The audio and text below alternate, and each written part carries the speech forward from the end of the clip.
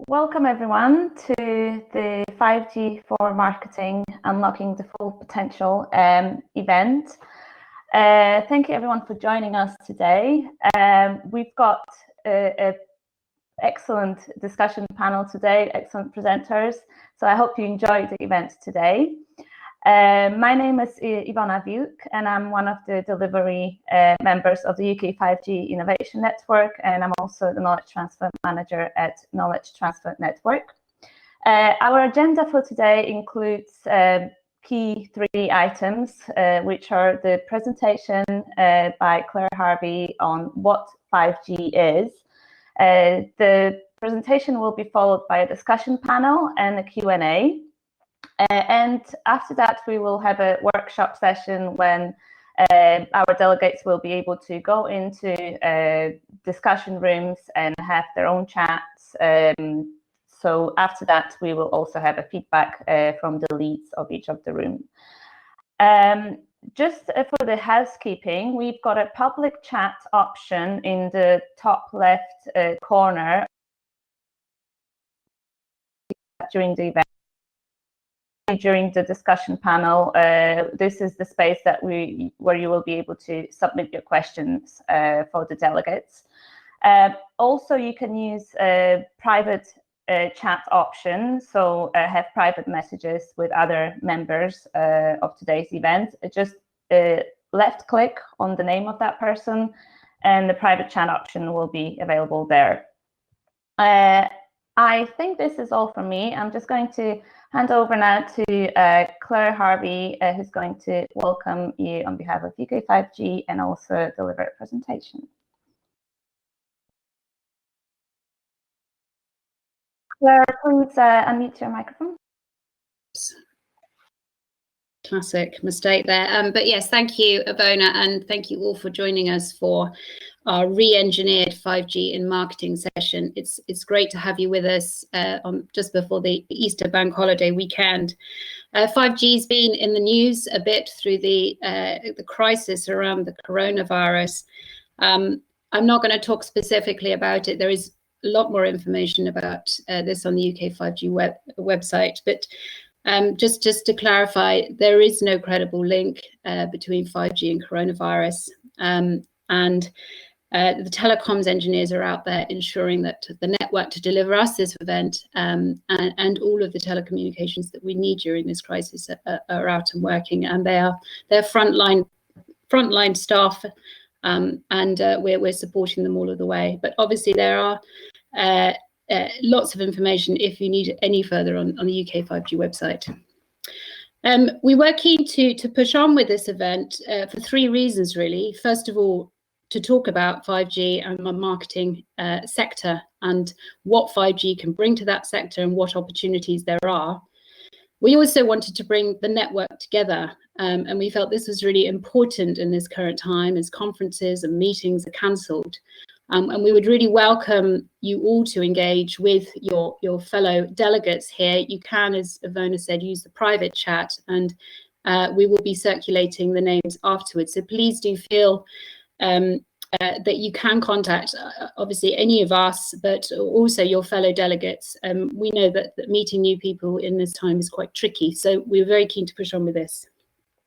And also, we wanted to provide some information about the 5G Create Fund, which has been recently launched by DCMS with UK5G, which is now open for business, and we will send around a link for that as part of this presentation.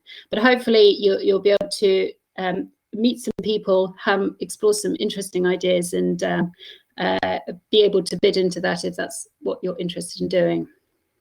I should also say that, unfortunately, we have lost a couple of members of this session.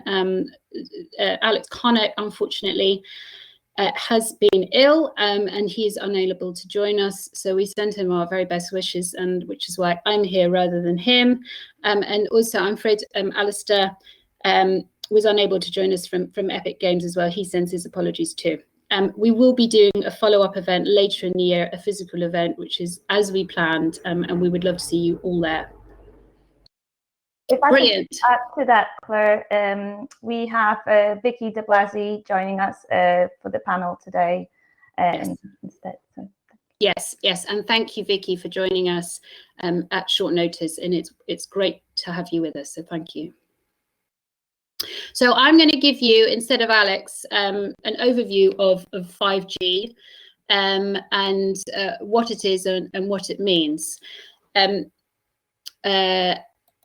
Oh, look, I can change the slides myself. Fantastic. We're on quite a steep learning here with the platform.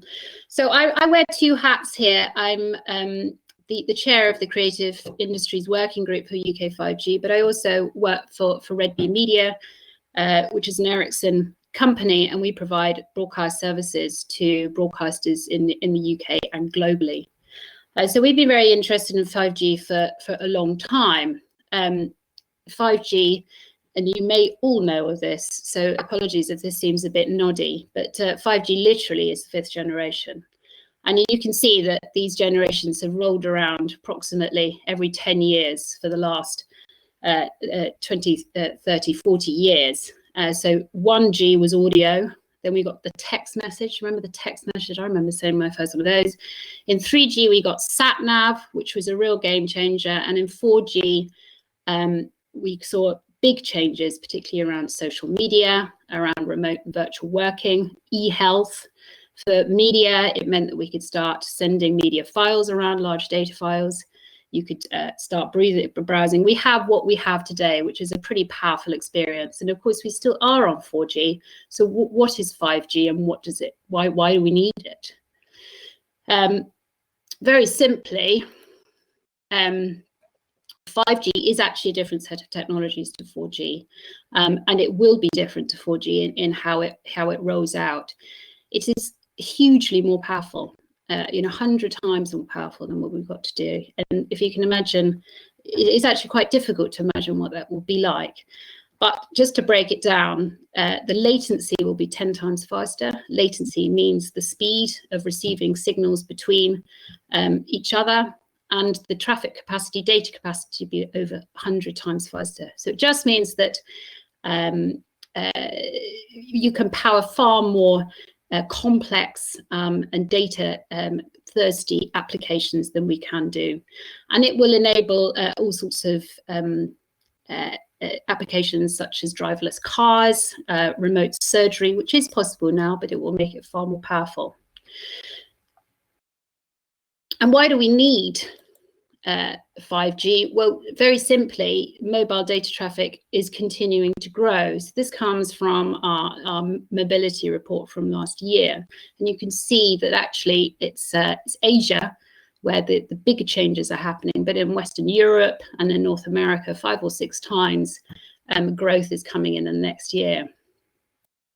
And basically, we're running out of space onto 4G. So you can see here, this green area is 4G, and we're now moving into LTE, which is long-term evolution, which is sort of an advanced version of 4G, which has got much greater bandwidth and a much lower latency than we saw certainly at the beginning of 4G, but it won't be the same as 5G. But quite simply, we need the space because people are using up what we have capable and available now with 4G. The last of the images from our mobility report is really around video, that we see video is going to drive the take-up of 5G. And what we'll see first of all is what we've got now, but better and more of it. So video streaming, growth of online content, more devices, more higher quality devices, and also emerging immersive media formats. So you can see here in 2018, you had just a 60% video. By 2024, we think that 75% of the global mobile networks will be filled up with video. So in the creative industries, we're in the right space for 5G.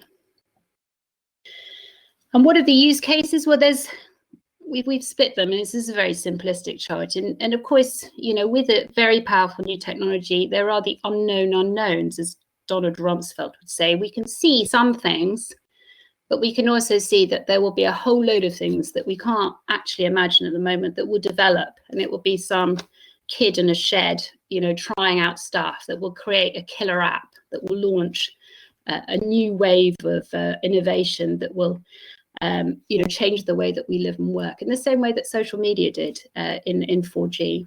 But basically, let's split it down. So we've got mobile broadband expansion. This is, browsing on the go. Enhanced viewing, so being able to watch 8K UHD at home on multiple screens around the fixed access area as well. This is going to see a lot of growth on the network. And then there's new opportunities, which is what probably we're going to look at today most of all.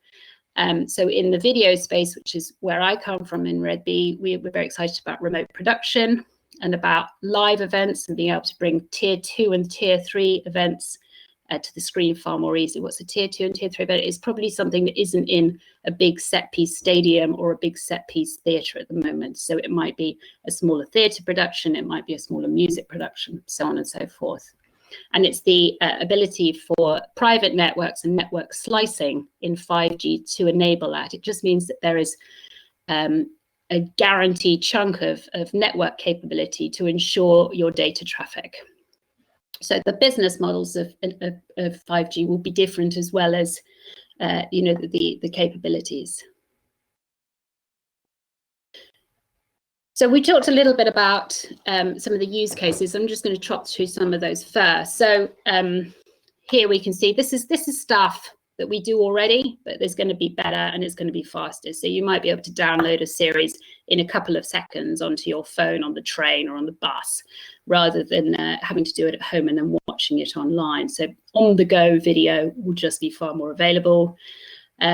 Bigger screens, higher quality screens, and a higher quality format going into those screens. So you may not just have 1 or 2 televisions in the home, you may have a whole bunch of them, and it might not just be TV, of course, it might be a screen or a mobile phone. And the higher quality images coming through will also use up a fair bit of bandwidth. And of course, the social media applications, which in themselves drive huge amounts of network traffic, will continue to grow as networks for sharing and viewing content. In the AR and VR spaces, this is really a very exciting area, and I know you guys know far more about this than me. Actually, I sit in a more traditional background, and I know we're going to talk about some stuff around this today.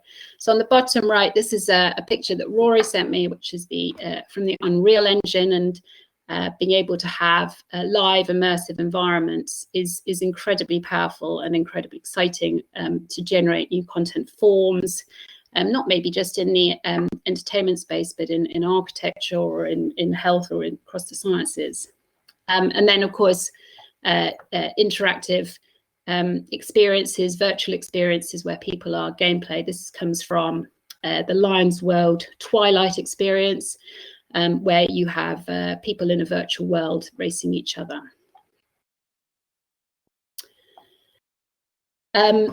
We're already seeing this. This is Madonna and her holograms.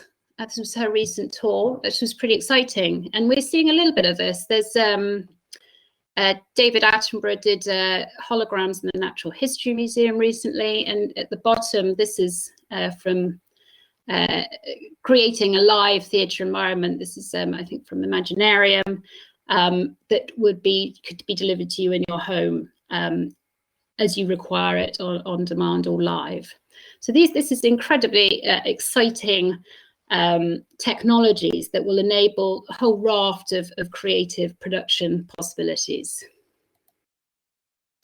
And of course, this is a show that may or may not still be on at the National Gallery. If it is still on, obviously we can't go and see it, but this is a really interesting example from arts and heritage sector, who have a variety of challenges. One is, tourists, lots of tourists in one place is not necessarily the most sustainable, but also the insurance needed to move around, for example, Leonardo's is almost prohibitive. So if you can create a virtual experience to experience art for live, a whole new business model, and also it solves some of the current challenges.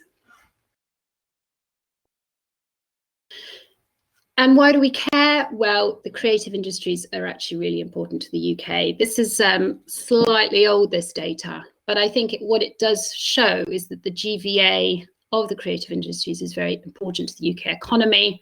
It's grown faster than a lot of other industries, and compared to perhaps other industries, a lot of the GVA is retained in the local economy. And so the UK creative industries are very powerful as a group, and certainly the support for 5G Create shows, I think, that the DCMS recognises it as a powerhouse to take advantage of these technologies to create new products, new services, and to drive us forward on the world stage.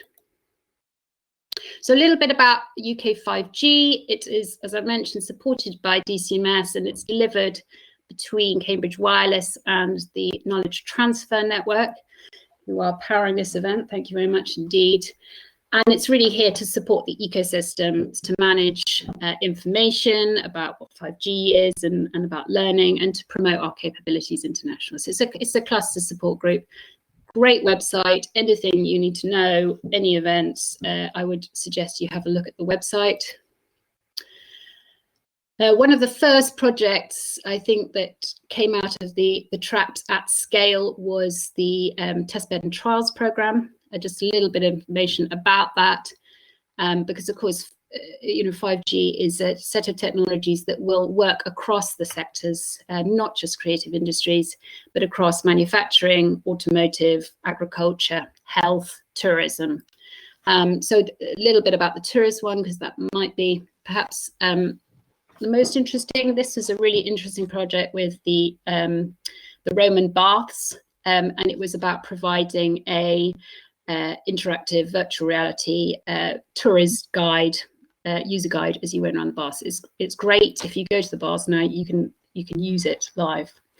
But there's also been some very interesting projects in these other sectors as well.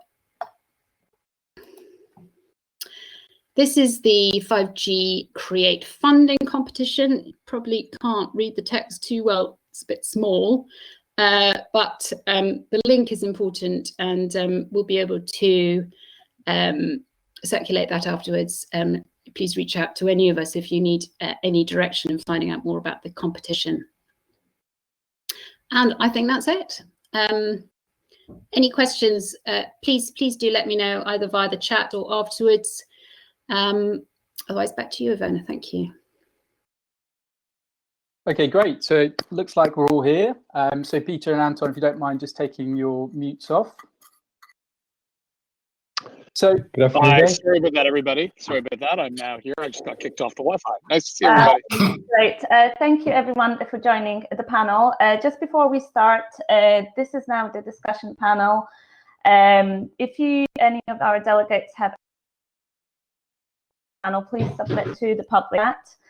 My colleague will be collecting your questions, and then the questions will be read out to the panelists after the discussion. Thank you. Over to you. Thank you very much, Ian, and thank you, Claire, for teeing this up. So thank you all for taking the time to join us as we discuss the power of 5G applied to the creative industries. I'm very aware that you must all be a little bit fatigued for the continuous video conference calls you've been having recently due to the recent outbreak. So I'd like to make sure that this panel is as engaging as possible and for you to get the most out of it. So we'll be holding a 30-minute panel discussion followed by a Q&A. During the Q&A session, what we're doing is going through the questions you'll be putting forward in the group chat. So if you please keep up and just drop them in. We will try to make sure we answer all of the questions. However, if we fail to do so, we'll be following up post the panel itself. After the panel, we'll be moving into a sprint 30-minute workshop with each of the panelists to discuss a number of different challenges and then after that, we'll be feeding back into this group so that we can get a good rounded discussion for everything that was covered over. So before I begin, I think I just need to tee up, and I'm sure we're all aware that these are unprecedented times. Now more than ever, it's a time for innovation, and 5G offers us up the unique opportunity in this regard. The high bandwidth, mass capacity, and low latency promise of 5G could revolutionize the way we produce, consume, develop content. In many ways, democratizing technology and giving a fresh new ways for us to communicate with our audience, and a multitude of new ways for us to carry our messages over. This will hopefully open up new channels, new engagement models, new customer groups, and new revenue streams. But with so many new and exciting ways in which to engage your current audience and your future customers, the challenge really for innovative marketers is to identify what you could do and also to look at what you should do. Now, given the time, we can only really cover what we could do in this session, but I think it's very important to consider that when coming up and thinking about use cases of the technology, because they have to be validated against a business challenge. So our panel is here today to discuss the current status of 5G and to explore the wealth of opportunities it offers for the creative industries.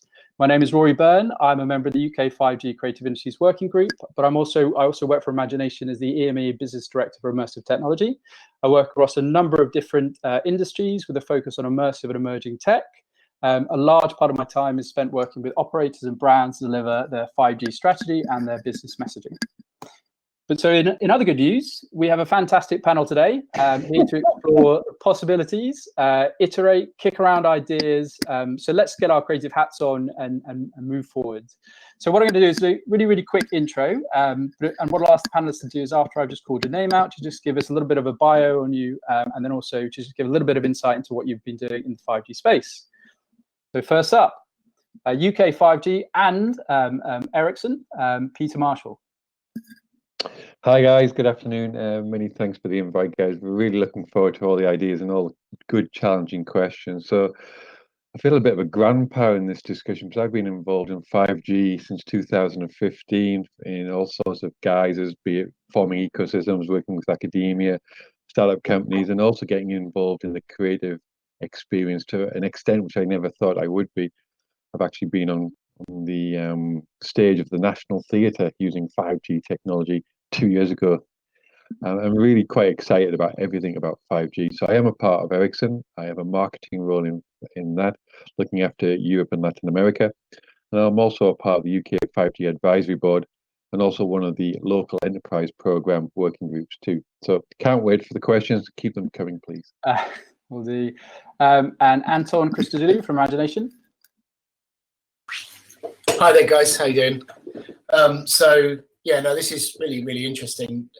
Not dissimilar to Peter, I'm now look after the technology that we use to deliver to our clients in the creative sector as part of Imagination. So similar to Rory, looking at a lot of the AR, VR, and other technologies that can bring sort of great experiences and stuff to life.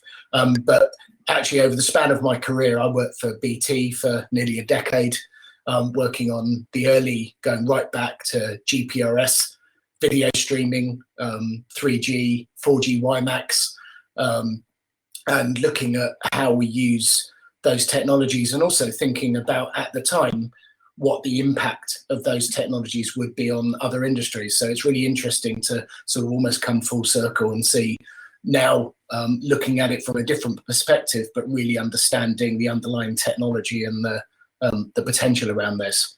And again, a bit like Peter, I think I've been looking at and exploring the potential of 5G for a few years in terms of what it's going to offer. And there was a good overview earlier, but there is a real step change with 5G around the way that you can use the new sort of scale and latency and the programmability of the networks to do things that you just simply couldn't do before. And so I'm really excited about that, and I'm going to explore that later in the workshop. Thank you very much. And Francisco Vicki DeBlasi. I'm not sure if I pronounced that correctly, although we did a couple of runs earlier, Vicki. Near enough, near enough. Good afternoon, everyone. I am Vicki DeBlasi. I own and founder of a company called Innovate Comms. So we specialise in marketing and PR services for innovation projects and technology testbeds. As a result of that, I am very much plugged into kind of innovation space and how technologies like 5G enable us to engage in new and exciting ways to engage our audiences. As part of that, I also lead the comms program for Cisco's innovation program in the UK, and from the 5G testbed and trials program that Claire shared earlier, I also worked as the comms director for 5G Rural First. So I come at this with quite a lot of experience of actually marketing 5G, as well as sort of some hands-on experience of what it can actually enable us as marketeers to do. Thank you very much, Vicki. I'll just check if Geoff is dialed back in.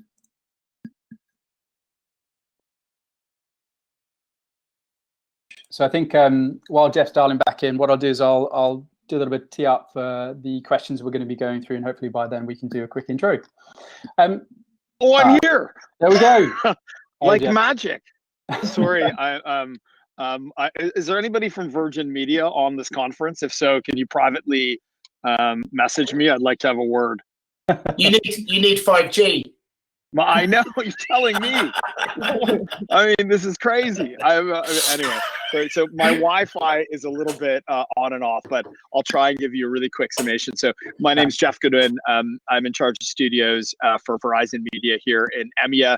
We're building a fantastic new facility here in central London, Holborn, with a lot of great new immersive technologies to take advantage of 5G coming up. We see immersive tech and interactivity, and also light production, indeed how you create content, as our three main kind of focuses for 5G going forward. We're also in a really unique position in that we work in three ways. We work with our editorial brands, so TechCrunch, HuffPost, Yahoo, but then we also work with tons of agencies for that kind of brand advertising world. And finally, we pivot, we work with creative industries as well. So we've got a really great kind of triangulated strategy to make great 2D content today, video, audio, editorial, but really stretching now to that North Star of 5G, as you can imagine, for Verizon is our everything. How's Amazing. that? Perfect. Good. Great. So we're here to explore the impacts on the end-to-end ecosystem for the creative industries, and discuss opportunities that 5G can be leveraged from experience, broadcast, emerging technology. We're going to try to be as broad as we can here, not just focusing down on what seem to be the general characters or the shiny things at the top, which is VR, AR. There's a lot of focus there. So we're going to go quite broad, and then we'll jump into workshops, and we'll see if we can dial down to some challenges. So for the best use of our time, as we only have 30 minutes, we're going to explore this in three territories. Territory 1 will be business case and ecosystem. Territory 2 will be adoption, i.e. how can we increase the rate of adoption? And territory 3 is going to be shift. So how can we prepare from a shift from now into the 5G enabled economy? So let us begin. And for everyone listening in, please drop your questions in throughout the panel discussion, and we will attempt to answer them at the end. So territory 1, business case and ecosystem. And Geoff, I'm going to jump on you first, just in case we have another Virgin Media nightmare. So what do we think the early, mid, and long-term use cases for 5G will be for the creative industries? And what are the new emergent business models that 5G will allow content creators to leverage? Okay, cool. So obviously very broad questions, and let's start with the first one. I mean, short, medium, and long term. I mean, I think we are sitting on a wave of opportunity for the immersive world. Rory, you'll be part of that wave right now. I think for a long time we sort of staggered maybe towards the finishing line with providing really great AR, immersive VR opportunities, and really 5G gives us that proper, consistent, high bandwidth opportunity to provide consumers with really fail-safe, content experiences. And come on, I think most people on this call are probably somehow involved in technology and recognize that as soon as the technology becomes not part of the conversation, that's when the consumers really pick it up, right? So we're seeing really great opportunities with even things like Oculus is becoming wireless, and moving the technology away from the consumer and up into the cloud and the edge, in the way that we speak about it for Verizon. So I think that short opportunity is quite quickly we're going to be moving into a world where, using video game engines, using new ways of capturing, creating content, astride of the sort of old school ways of creating content will throw up some really interesting and huge opportunities. So that's one place, and hopefully that's pretty clear and everybody feels comfortable in that sort of path.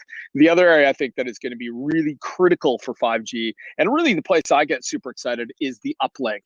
For the first time, having the opportunity to work in virtually real time with audiences. I mean, that changes it all. I mean, again, I think storytellers, certainly myself in my last 20 years, I've always been producing traditional content, seeing scale and hopefully impact there, but then also looking to innovate through interactive storytelling on Facebook, on Twitter, in my day, Bebo, MySpace, that kind of thing. But, now as we're moving forward, having that secure, super fast uplink speed really delivers the opportunity for proper interactive content. And I think for advertisers, especially, and of course for creatives as well, that is super exciting. The ability to potentially deliver branching narratives to advertisers. So some people are factually based, some people are more creative based. Being able to understand that right away from a consumer and deliver them the type of content that's going to make them want to buy something or participate in something. I mean, that again unlocks huge new business opportunities. Fantastic. And obviously, other panelists, just please jump in as and when you feel that you want to add anything.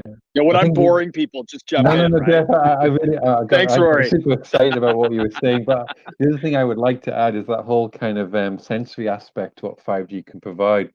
With 2G, 3G, and 4G, you had the whole audio, video overload with the streaming, the high definition, etc. But what it hasn't done is give you that kind of sense of touch, that tactile aspect, or even some of the kind of sensory ones in terms of the taste as well. So there's all sorts of things being discussed in the future. And by 2030, Ericsson's created this document called the Internet of Senses, which says that all of your 5 senses will be transported digitally from one location to another location. So if you think about what that means from a creative perspective and what that means from an experience perspective, you can just, your mind just goes bang with what's possible in terms of the ideas that can be created and how you can be transported from one location to another location using that 5G technology. So it's not just super exciting. So it's not just traditional formats we're talking about. It's not just the VR, AR. There's a whole breadth of other messaging we can use from senses and smell, etc. And I think it's not just in terms of formats as well. I think it's also how 5G is going to fundamentally change or enable us to work and live in different ways. So, one of the longer term things is around kind of actual pervasive autonomy across vehicles. And actually that completely changes the game as well, right? As marketeers and as ambassadors of brands, it's actually the opportunity to suddenly have a captive audience that we've never had before. That are, we know that actually if you're suddenly sitting in your BMW and that's driving you to work for you, that's a whole new audience. And that's also, it's a blank canvas, right? Because those people literally do not know what to do with that time now. And that actually coming into something, I really love that idea of Internet of Senses. I've not heard that before. I think that's brilliant. But, it's actually thinking about the way that people will exist and be operating in life and how that plus the capability of what we can do with 5G combines, that I think is where you start to get really exciting opportunities. Yeah. I mean, there's all sorts of routes you can go down this from a marketing point of view and advertising point of view, but I think the Internet of Senses has kind of such good little areas such as education, for example, and performing arts and being a part of performing arts, or really driving the kind of immersion of kids. Both performing arts and education are kind of medieval. Nothing's changed. You kind of stand on the stage and you do your bit, or you teach in front of kids with some books and a chalkboard and maybe there's a tablet. But you can bring that to the next level very, very easily with 5G. I'd like to just build on that. I mean, I'm like, sorry, go ahead, Anton. You've not spoken yet. Please go ahead. No problem. So I think in the context of where we are currently as well, we've been one of the, I guess, the positive outputs is we've had a chance to really properly experiment with some of the current platforms. One of them that some of you might be familiar with is Spatial, which works across works across multiple mediums. But I actually had it up and running with another colleague in the industry, where we were all working together in the same space. The irony, it still felt definitely early, but the irony was that some of the issues there was around lag, but you could quite quickly see just how powerful it was that you could still come together, virtually / physically, in a space where we were actually both walking around a physical space. We could see each other, our faces were mapped. And then you start to think about how you can build content into that space and start to create essentially virtual rooms within your physical room. If something like this was to happen, hopefully it won't, but the whole idea of being forced to use these techniques in 5-10 years time, when we start to be able to bring a lot of those other senses in and everything is connected, is going to be really powerful. Yeah. Can I just jump in, Rory, with one other thing? Okay. So I think we also think, I'm sure most of you guys do too, think about like kind of the early term use cases and then where this all goes. And I think we've been talking about, the Internet of Senses, I think you said, Peter. I mean, the extraordinary, mind-blowing kind of stuff. I think there's also an opportunity earlier doors for us to think about 5G actually democratizing the way that content can be created. And this is really, really important for me, but also by default for Verizon, in the sense that, if you think of what happened back in the mid-noughties, early noughties, where you had good broadband to the home, good HD cameras, and then publishing through YouTube, bam, you have this whole generation of new content creators come to the market. I think we're on the verge of the same thing happening, but out of the house with 5G. And if we can deliver really amazing solutions to content creators who can be out in the world anywhere creating really high-end content, but importantly being able to cut, edit, and distribute that within the same day as the creation, a 5G backbone to deliver that is really extraordinary if you think about the opportunities there in the near term as consumer 5G picks up. So I just wanted to make sure that we had some sort of short, medium, and long term kind of conceits built into the conversation. Yeah, and Jeff, actually, we've started to see that already in terms of the techniques that some of our clients are using around professional broadcast and how they, and basically having to already streamline those workflows. So at the moment it's in professional, but once that's developed, you can take those same workflows and quickly bring that much closer to the consumer, because then you just basically need, once you've defined it, you just then need to package it up in a much more accessible way, and then your kind of instant broadcast studio in your house or ready to go, or in the park or whatever it is, is ready to go. And then everybody we can broadcast into the new 2-hour prime time that we'll all have now, sitting in cars and traffic jams with our driverless cars, which would be great. I'm excited about that. I'm going to make even more content. It's another 2 hours a day. Yeah, good news. I think to your point about the short-term thing as well, and also the democratization, I think is a really interesting point, because I think we know from previous experiences that not all of the country is going to get 5G at the same time, and with fairly accurate degrees of pinpointing, we can probably determine exactly who's going to get it first. We shouldn't, and this is a soapbox of mine, because I have spent the last 18 months working on a project which looks specifically at rural connectivity challenge, but it's an important point to make. And I think one of the things that we should also not forget is that there are opportunities shorter term that 5G provides us as marketeers, as content creators, to do interesting and exciting things that we can engage an audience with without the audience necessarily needing to have that 5G access. That's some of the stuff that we did in 5G Rural First was based upon that kind of very premise, and I think that's an important thing as well. It's really exciting, and to jump to the long term and the ultimate kind of pervasive, fully immersive experience. But there are definitely shorter term things that we can do with creators having access to it, rather than assuming that audiences all do. Oh, you're on now to about 100 people. So there we go. Sorry, guys. That's no problem at all. So just in the interest of sort of keeping your time and moving the conversation along, I've got one more question just to cover off under the business case and ecosystem. And I think this should really help our audience in regards to sort of honing this down a little bit and sort of talking about current use cases that are out there. So are there any, just very briefly, are there any good examples of how 5G has brought different ecosystems together in the marketplace right now? I think there's plenty. I mean, I'm going to sound like an Ericsson salesman. I don't want to, but we have a whole host of use cases where we've got people together that have created use cases, from nothing. somebody had an idea about making the electric car in Germany, and as a result of this electric car creation, there's been nothing but a lot of co-creation and that kind of development of an ecosystem, which has created just a phenomenal factory of the future. This factory, which produces the electric car, does everything from the logistics to the manufacturing to the servicing. And the best one about it is the old AR experience. When you buy this electric car, what you do is you get this AR app. And when you look at your tablet at your car, it knows it is just your car. It's nobody else's car, it's your car. And you can break it down into different segments. So what this consortium have done is looked at the full end-to-end life cycle of car production to the end use of the life cycle aspect of the maintenance and servicing, and brought it completely together. But the best ecosystem I love, which is not to do with Ericsson, so I can say that quite openly, is salmon farming in the Orkney Islands. Oh, that was my... That was brilliant. I don't know how you managed it, but that was fantastic. 30 people working collectively together to improve the productivity of the salmon farming, the quality of the water, the quality of the fish.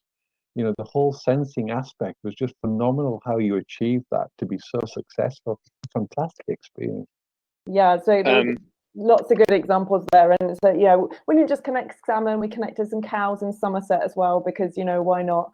Yeah, that was a really interesting one. And, you know, for me, that was, I now know more about salmon and cow farming than I perhaps ever expected to need to know in my career. But yeah, I think you're right, Peter. There's countless examples of that happening all over the space. And I think that's actually probably one of the things that we will really see, because 5G does open so many new opportunities and completely changes the game, that actually you are going to see interesting ecosystems being built of bringing together organizations that haven't necessarily interfaced before. Yeah, but I think that's one of the big things we need to raise on this discussion, guys, is that leap of faith to create an ecosystem takes a lot of courage. This is a completely different universe that people are working in. The combinations of how people are working together. What's in it for me? What's in it for you? How do you get the most of it from a commercial perspective? That's the biggest blocker, and this is where this ecosystem discussion is really, really important. Can I actually jump in there, Peter? I think that's right. And again, this is not going to be a Verizon sales pitch like your Ericsson one. But thank you. I did want to know, I mean, we've built to this very case about, you know, starting to really explore use cases and the power of 5G. So I work for Verizon Media Group, but we have a strong partnership with Verizon Business Group here in London, where we've built the studio and created a 5G lab. That 5G lab is open to anybody that wants to come in and explore use cases across industries, not just media. And I think two in particular I'd pinpoint that we're super interested is retail. You know, there are obvious huge benefits in understanding customer motivation, buying patterns, et cetera, in real time when they come into shops, and then really flattening that buying curve out. So it's not just in the retail space, but they can take away richer opportunities going forward. And also things like training. I mean, you know, we see huge opportunity. Everybody, you know, has had a problem at one point in their life putting together an IKEA futon or couch, right? That's universal. And we think with like AR and the opportunities around training there, be huge opportunities to make it very seamless to get home with the new piece of kit. Or indeed, if you're out in the middle of the North Sea and you're having to fix on a more serious level, you know, an oil rig or something like that, being able to access really high quality training materials that are both created in and delivered across 5G networks, we think will be awesome opportunity. So just say, you know, if privately message me if you do have an interest in the 5G lab, and I can certainly help out with access to that. Sorry. Great. So I think we'll try to move on to adoption because I'm conscious of time. So I'll knit these two questions together.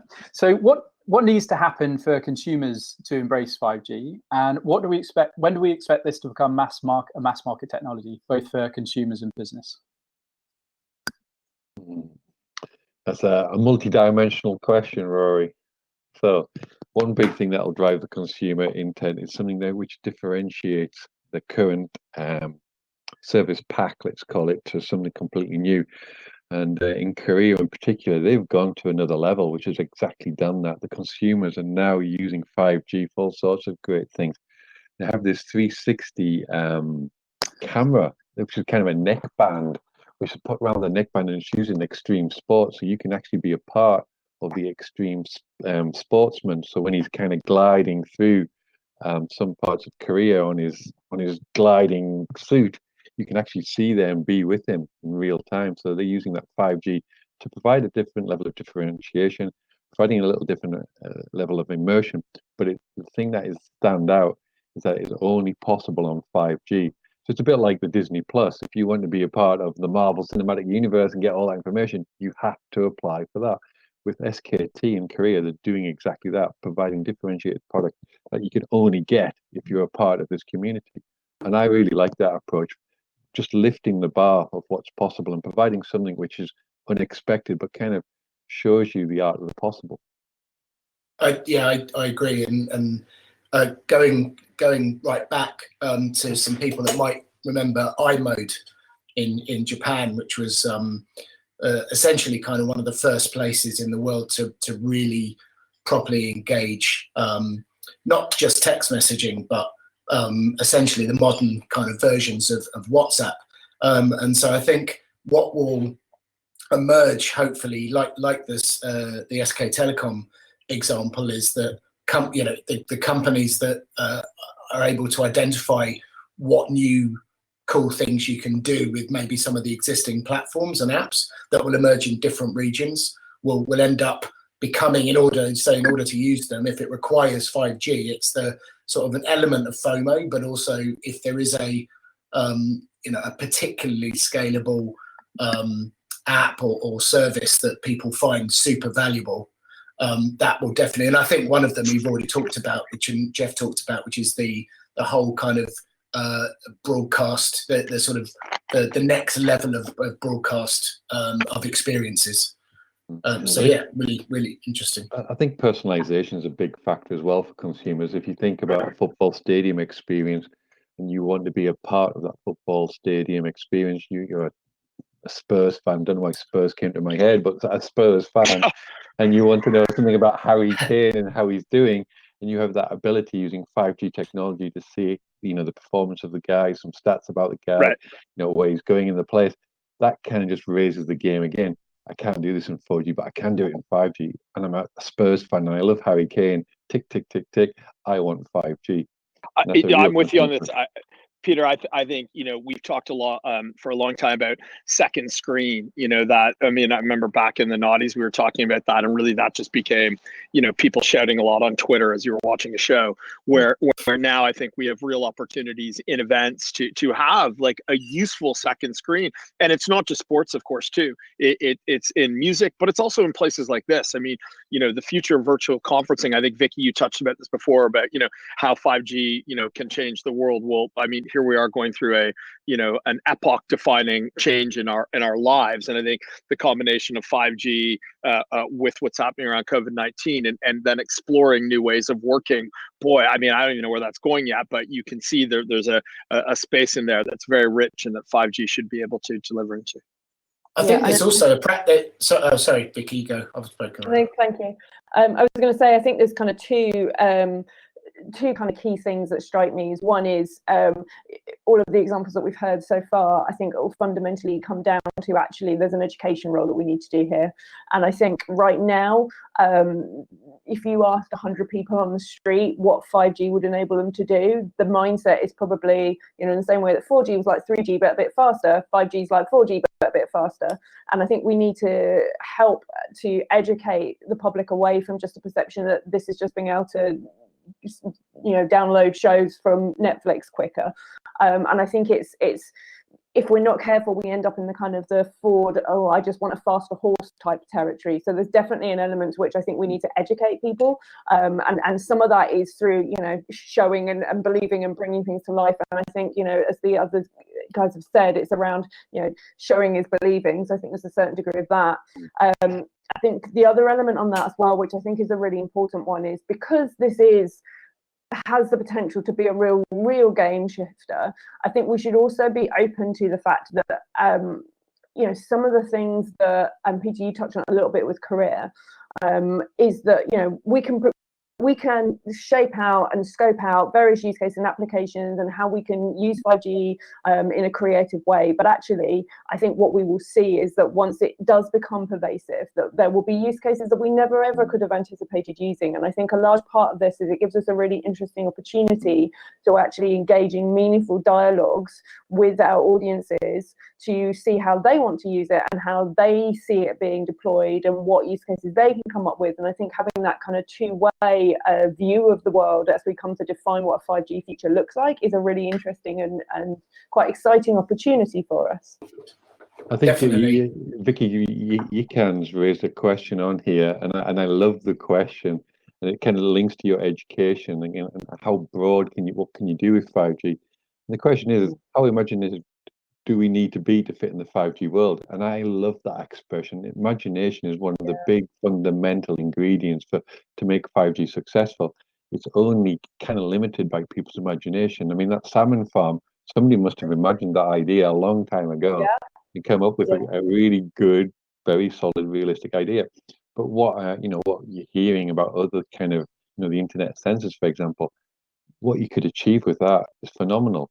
But if you don't have that imagination, it would never happen in the first place. Absolutely. So I think there's definitely a case where there are there's some quote where no ideas is a new idea, and there's so many ideas that people have had before that just simply weren't possible before, and so when you revisit that idea in the current context, a really practical example. We spoke earlier about VR, but I met a company about three or 4 years ago that have developed the ability specifically to be able to broadcast VR at scale, and it can only work over 5G, and that's because and without getting too technical, when you're looking at something in VR, you're basically no one's looking at the same thing. So if you're looking at a video, you're looking at one panel of video, whereas when you're looking at VR, everyone's looking in different places, and what's being generated is extremely high quality and therefore high bandwidth. And what 5G allows you to do by analyzing that in the network is to make sure that the herd, as it were, the people that are watching more of a certain bit is the bit that gets more bandwidth. So at a really practical level, a 5G VR headset that we often talk about just isn't possible in the current environment. And so even if we want to do it, we can't. There's other barriers, but once that barrier has gone away, then the ability to engage and view and even interact with huge scale experiences in VR and AR will now actually be possible for the first time. And I think that's what's going to be really interesting when we start to unlock those possibilities. Thanks, Anton. So just in the interest of moving us along, we're going to jump in. I think we've only got about 5 minutes left before we jump into the Q&A. So I'm going to bunch a question together.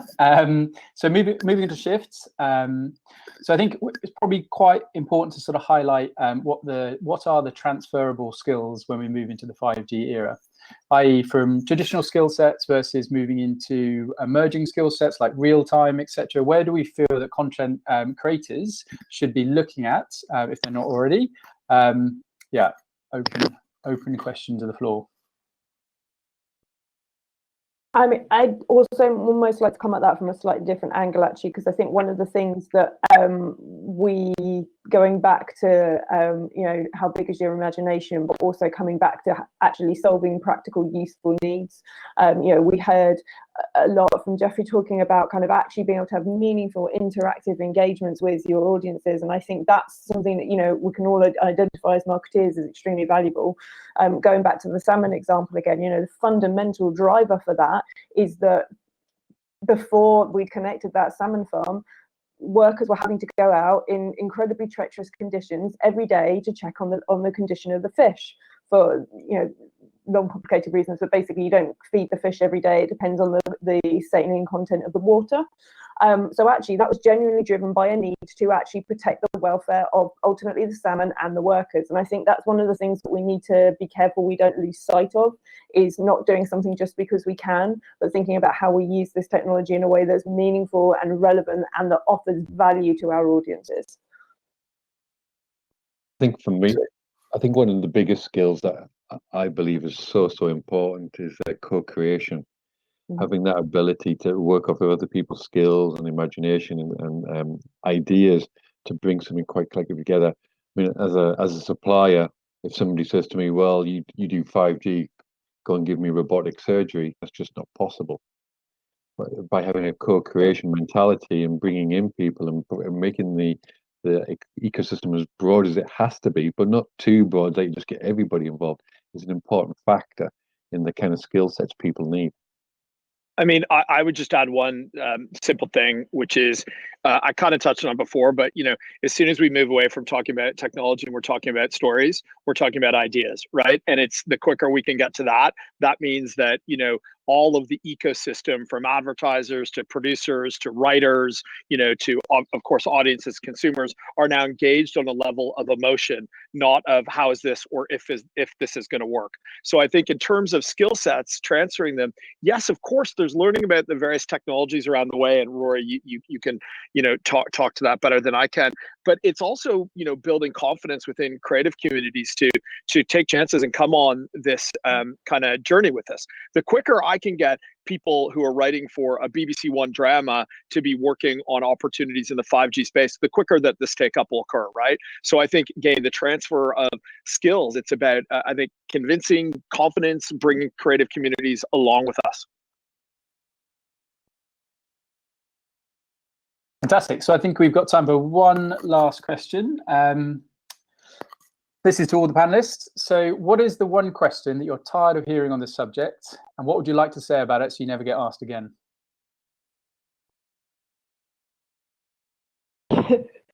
For me, and I'm it's the elephant in the room. It is 5G going to melt my eyeballs or insert other medical concern as required?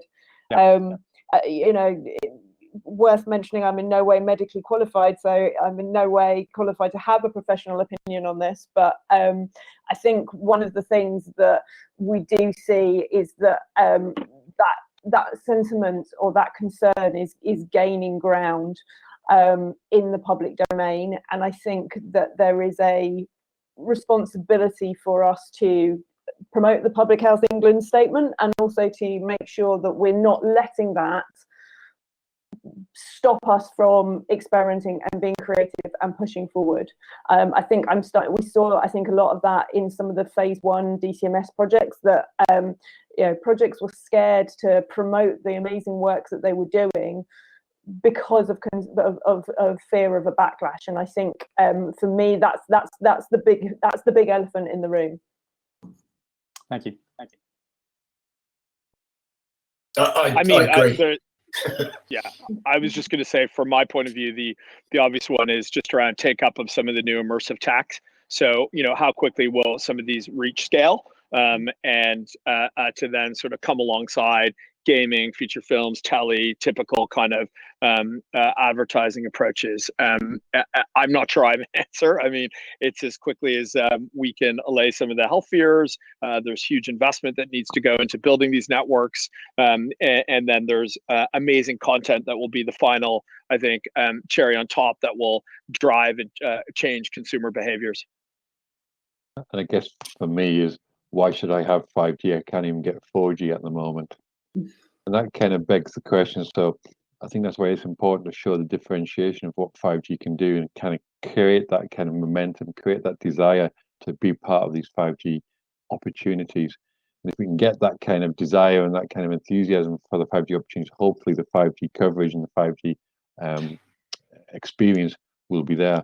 But yeah, I get that all the time. You see all the augmented reality, virtual reality kind of demos and Twitter feeds, and you get just a plethora of, well, it's all very well and good, but I can't even get 5G coverage, 4G coverage. Yeah, and I think to be fair, again, 4G, 5G, it's just from a lot of consumers' point of view, they don't really care what it's called. Yeah. It's what it does. And so, yeah, so it's more important to us because we're waiting for or driving that change, and we can see the opportunities. At the end of the day, yeah, we'll see them when they start to come to life. I think the health thing as well is obviously, again, not a health professional in any sense, but there are a lot of same concerns about every iteration of mobile technology. I think it is important that there's good comms on it, and that the good research is well publicised and it's properly looked at. So probably maybe not a question that you get bored of, but it is just hilarious, some of the stuff that comes out. I mean, it almost undermines, I think, the genuine questions around it. Right. Just Claire sort of teed this off at the beginning of the discussion, but obviously nobody here is a health professional, but you can find all the latest information on the UK5G website and National Health England. So thanks everybody. I think we're going to move into the Q&A. So Anita, I think, has been collating any questions, and then I'm assuming she's going to fire them at us. Hello everybody. Hello. So I'm Anita. So I'm going to be reading out questions that our delegates have been typing away furiously whilst listening to your really, really engaging discussion. So the first question is from Maddie Karada. Maddie asks, can 5G support a pure cloud phone without need for a local storage on the mobile device, given the speed and latency of 5G?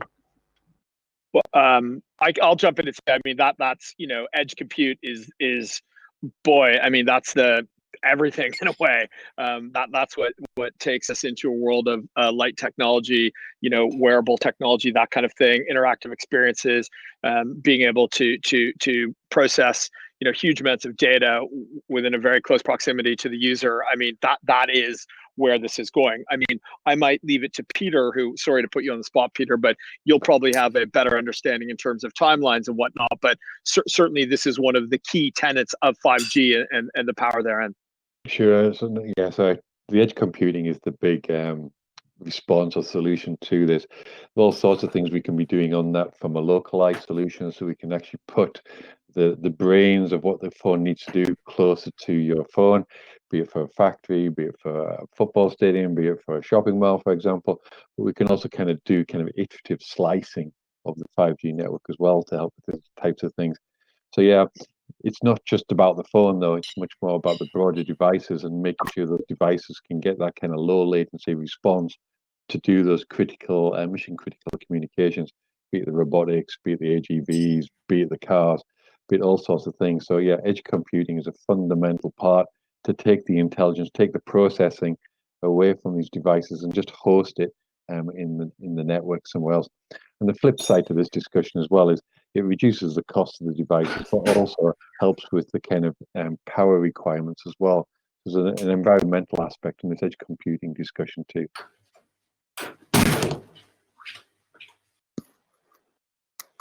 Excellent, thank you. So next question is from Yishan Kai. Yishan is a management consultant who already leverages lots of online interacting tools like Zoom and Slack.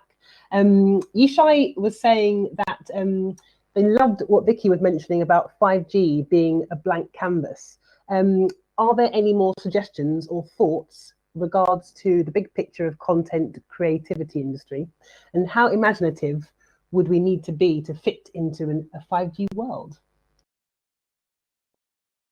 Well, I think, I mean, we've already kind of touched on this, but I think there is literally no limit in terms of the imagination that we can have with this. And I think, you know, right now we're defining what we think a 5G feature looks like based on the current limits of our imagination. And I think once 5G is pervasive and those things are deployed, then I think our imagination boundaries will expand and will continue to. But I think, you know, there is no idea too bold, I don't think, right now in terms of thinking about what we could do.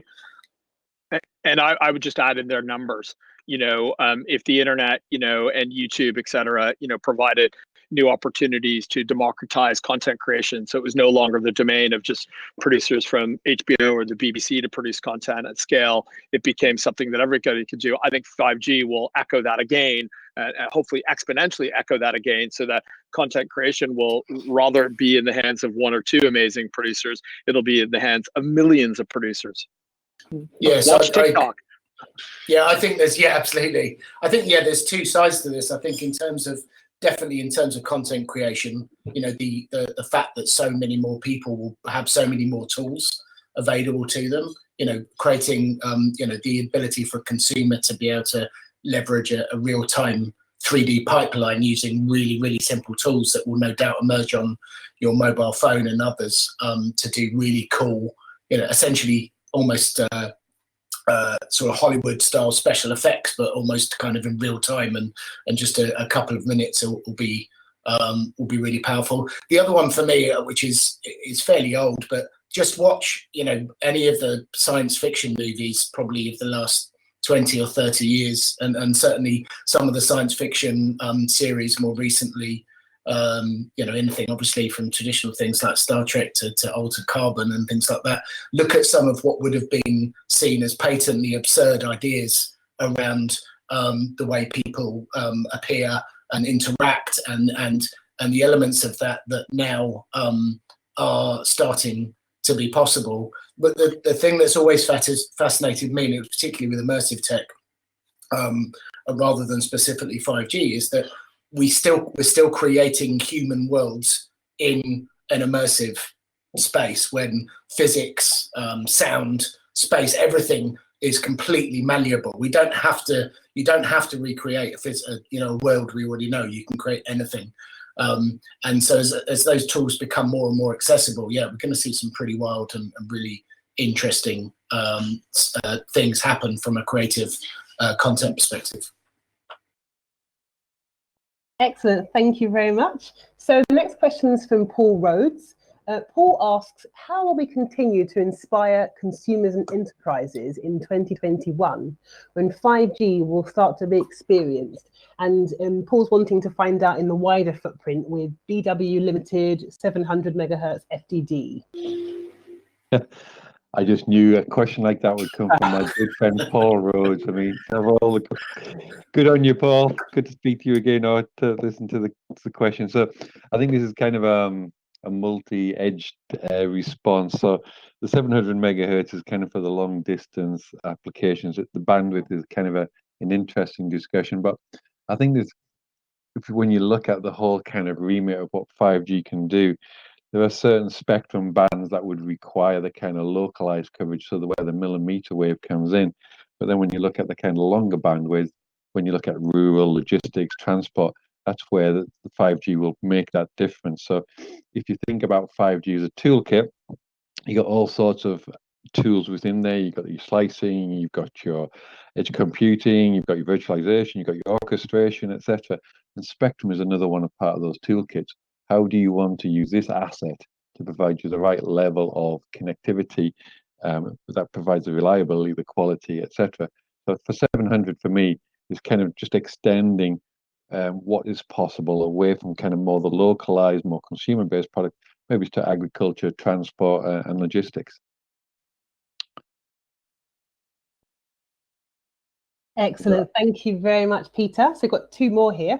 So the next question is from Peter Kernow-Ford. Peter thinks that the bigger challenge will be, how will companies and organizations across all sectors be able to engage with 5G? E.g., not just a G handset, but by building applications that are available nationally. And Peter welcomes the panel's thoughts here.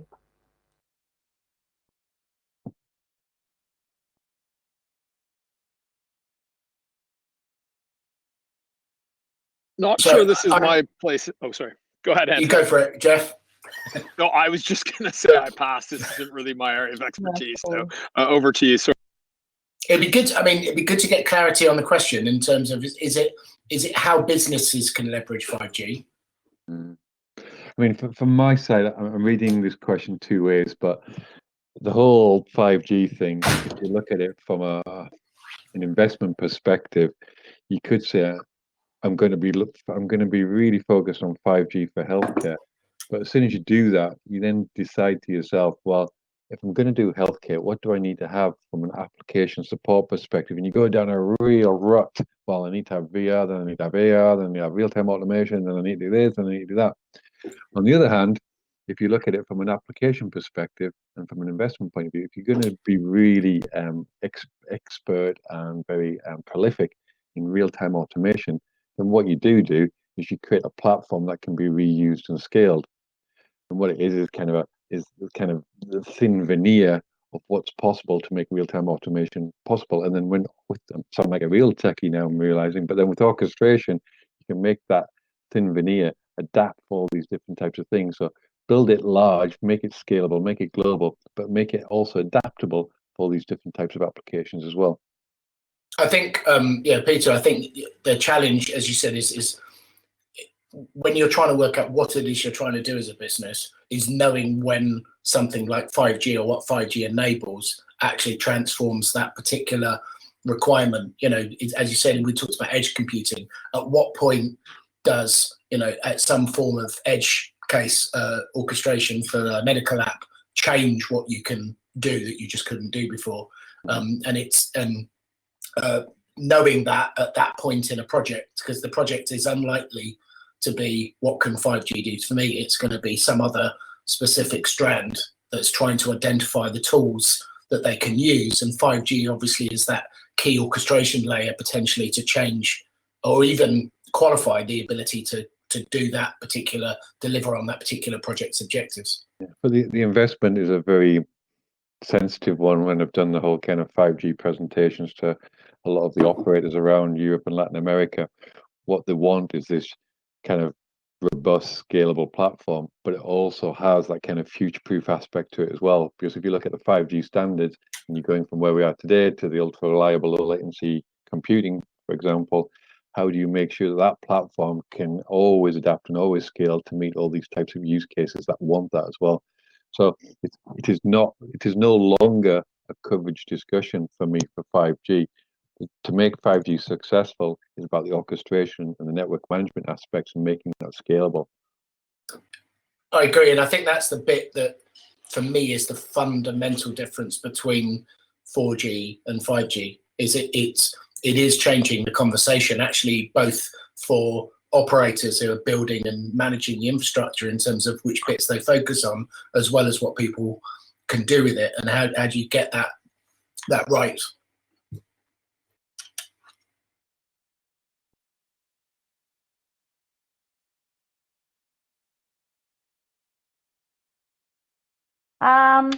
Hello, everyone. Welcome back to the main room.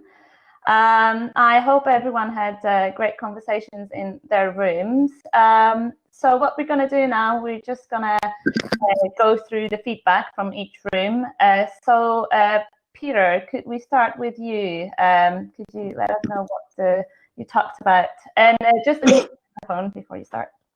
Yes, I'm just saying, oh my God, that's a bit quick. So yeah, we had a really good discussion. There was a few technical issues with the mics, etc., but that was good. It wasn't a major issue. I mean, there's the things that were coming out, because we had Byrne from China, we had some guys from startup companies causing some really interesting discussion about the whole kind of cultural aspect and what does it mean both internally within our ecosystem, but also externally. So with the whole COVID-19 situation, there's a kind of an aspect, well, is there going to be a desire to be more culturally aware of that kind of social distancing and having more access for remote solutions? And if we are going to have more remote solutions, still no audio? No, I can hear you. Yeah. I got you loud and Okay. clear. Sure, thanks then. So in terms of the remote access, how can we even improve that experience so it's even better than a physical experience, to make that cultural acceptance of the kind of remote working? So I think it's a really good one. So culturally, we kind of suffer with the remote experience. This whole video interaction is always a little bit odd to me. Do I do my hair? Do I get my eyebrows right, etc.? But I think it's becoming more and more of the norm. And if we can do the kind of improve the virtual experience better. But on the kind of flip side, when you're looking at the business, the whole kind of sense of inclusivity from the big multinationals like ourselves just feel a little bit kind of difficult. And how can we improve that kind of responsiveness and relevance to the market, and how can we be a little bit more inclusive? So we are talking about the innovation hubs that some of the big multinationals have, but how can we be a bit more engaging with that?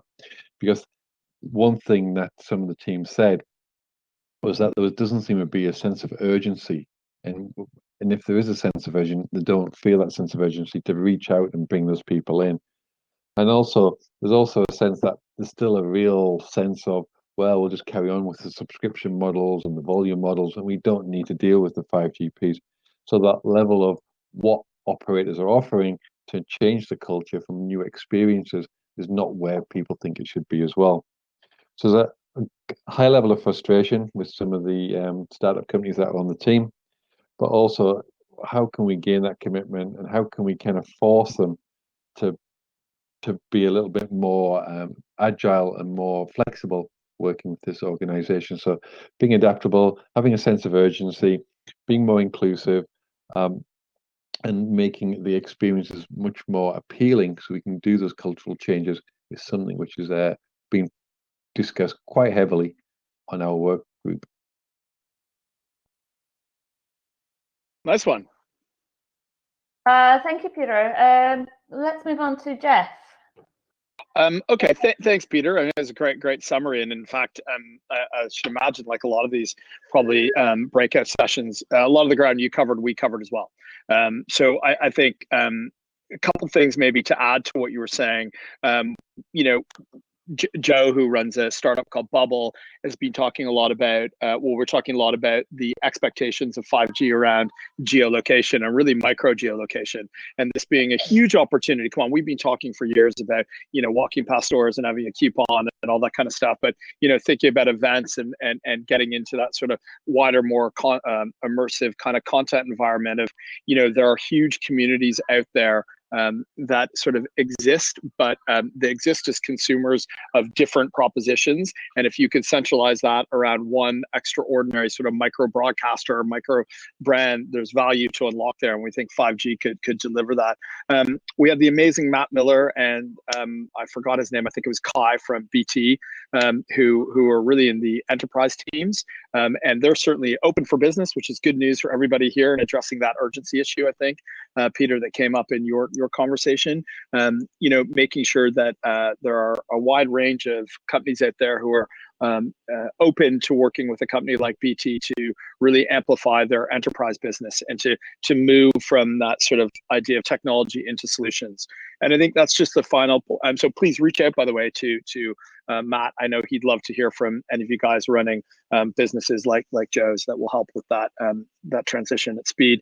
Keith Allen talked really eloquently about, again, the amount, he was very surprised to hear the amount of engagement and knowledge in the space. And so I think there's probably two things that need to happen here as an overall kind of output for this group. One, it's continuing to refine the story so it becomes quite simple, so that we can, you know, really engage people on just a couple levels where it's going to be really sort of ubiquitous first and usable and, you know, a tangible, I think. What are those tangible benefits?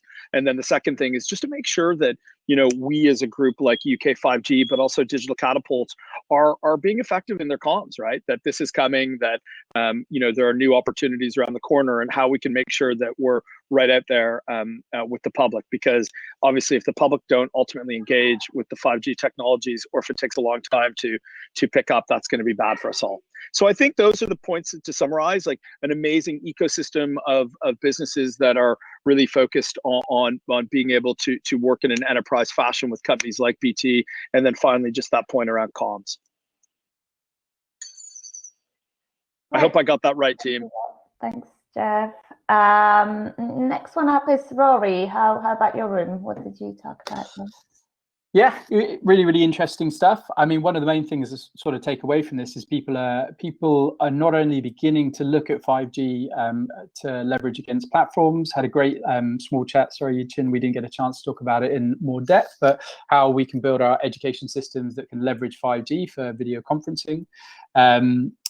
Also talking to Arbor Standard, who are currently are building out a pipeline that allows for 8K video to be streamed directly from remote locations. They could be used for both consumer use for immersive tourism, or could start to be used for things that are a little bit more business focused, like monitoring areas, etc. So I mean, for the majority, it just seemed like, everybody's quite keen. They're looking at the industry at the moment. They're looking at ways that they can start to leverage it. However, some of the frustration is around how can we go from a concept or an idea and take that forward successfully to a business and sell it in. Some of the advice I was giving was around the large amount of bodies that are out there to support that, from both a use case perspective to potentially even R&D perspectives as well. There is a lot of information out there. 3GGP's website is quite a good one to look at. We're looking at different roadmaps. Obviously, nod to Ericsson, but Ericsson is a very good resource to looking at different use cases they're investing in. You also have the UK5G Create Fund. We can look at different concepts and see if we can gain some funding from them. They'll hopefully start to loosen the curve from concept to R&D to eventual rollout. So I mean, basically to summarize, it seems like there's a lot of interest there. There is some frustration in how to take an idea into something that can be practically used, how to sell the concept in. Just to add on to the resource point, a good avenue to look at is potentially to take some of these ideas to operators, because there is a big burden for operators at the moment, having done the large investment. They're looking for use cases and practical ways that people can see the benefit quite quickly. So you're not in isolation. These ideas, if valid, will be reviewed and taken on, and businesses will start to use them. And there's lots of different resources out there for you, not just from a literary perspective. There's lots of, and I'll start to drop a few of these into the chat actually, or can add this to the notes afterwards, where you can get resource to look at use cases that have been tested in various areas. But there's also commercial opportunities from working with the likes of DCMS to fund concepts right now. And also looking at partnerships with different operators and even infrastructure to help fund projects and look at them and validate them. So it's pretty interesting stuff. That's great, thank you, Rory. And last but not least, Anton. Hey guys, yeah, no, really interesting. It was quite fun and interesting way to run a workshop, and yeah, it was really good actually. So we got some our area was looking overly at how 5G will impact live experience, and we started to delve into a couple of key areas. The first one, which I thought was quite topical, was around how 5G could support key workers during this current time of lockdown and potentially future lockdown. So some of you might be aware that Microsoft HoloLens have been working on a project to provide key workers with basically assistance in the field. So essentially they're able to, remote specialists are able to see what's happening in the hospitals and being able to respond to that and provide advice in real time. And some of the suggestions that came in, thanks everyone for who got involved, is one of the areas that we talked about was monitoring of patient data. It sort of made me think of the salmon example, but instead of salmon, it's people. And so, again, in the current climate, but obviously in future, and this has been talked about before, the ability to monitor people's health and be able to respond to that much quicker is really interesting and obviously hugely valuable. If you're, as some of you again may be aware, in China they're using WeChat to actually provide people with insight as to whether they are a risk or not, red, amber, green. It's very opaque as to how they come up with that information. So not quite a model that can be used globally, but I think the idea of being able to monitor people's vital signs, as it were, and being able to use that to help you work out if you need support or not would be really interesting use of 5G. Another area that we then explored and thanks Tatiana as well, who talked about kind of, again, something that's been talked about before, but the ability for doctors to be able to provide remote consultations and support. And obviously that can apply across lots of things, but nothing more than, no more important than now. We then jumped into live experiences in the sense of hospitality. And Steve Hunt, who's clearly worked across a few different areas, talked about some trials and test beds in Orkney around how 5G could transform the experience of destination, and we talked a bit about potentially things like cruise liners, and this could be anything from the ability to see what it would be like to go on a cruise, as well as when you're on the cruise, the idea of, say, a digital concierge. So if you had a AR headset on, you could actually order food, you could find out, you know, what experiences are happening around the ship without actually, you know, before you get there. Potentially you could even see, so you can see how many people are there and whether it's what you want to do before you go and dive in, as well as obviously the idea of being able to provide a remote experience. I'm not, because I'll be talking forever if I went through everything, but we talked about how do you make this accessible, which we talked about before in terms of orchestration and making those capabilities accessible to people that need them, that aren't necessarily technical, and how we do that.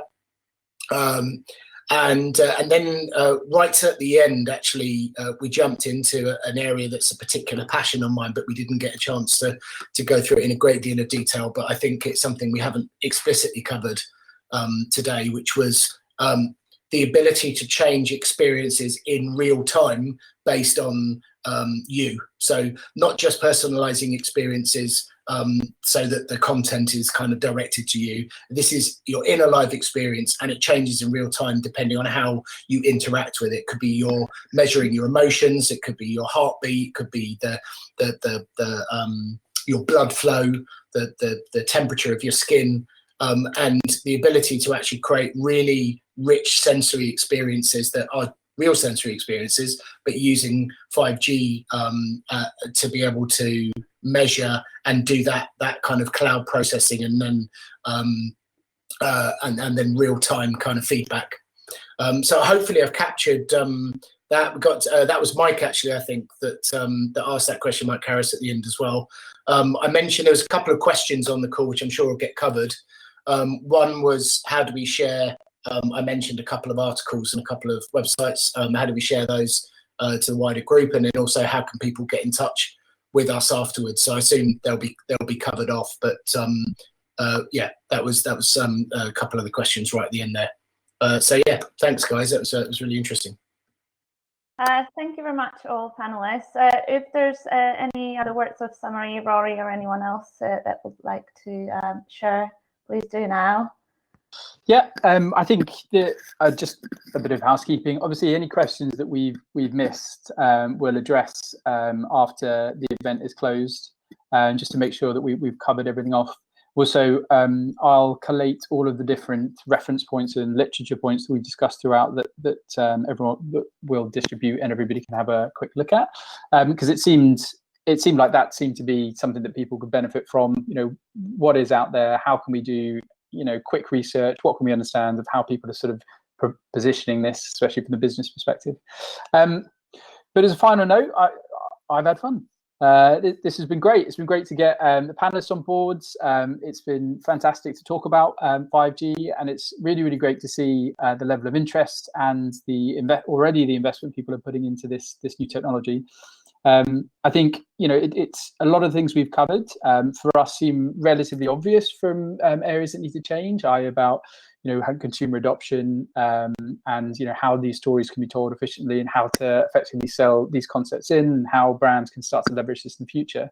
But it's been great to chat these through with everybody. And obviously, you know, I'm not sure if Claire is still here, but just to highlight that the UK5G Creative Industries Create Fund is still live. In fact, it's been extended. So if there are use cases or R&D projects or business plans or projects you're working on at the moment, it's well worth checking out the website to see if that could be a good way to effectively get funding and get your project off the ground.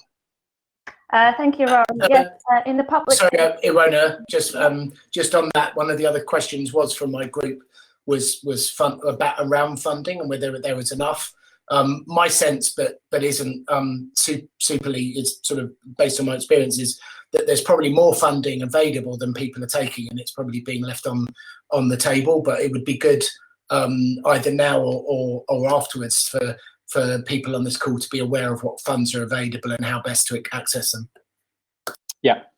So the information about 5G Create competition is available on UK5G website in the Discover tab. If you have any questions about that competition or anything else, you can see on the slide, we've got an email address that you can send your questions to. It's hello@uk5g.org.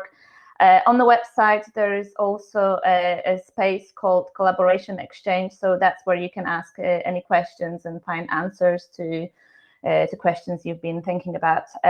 So please do get in touch with us. And again, on behalf of UK5G, I would like to thank everyone and our panelists for joining today. And I hope to see you again soon.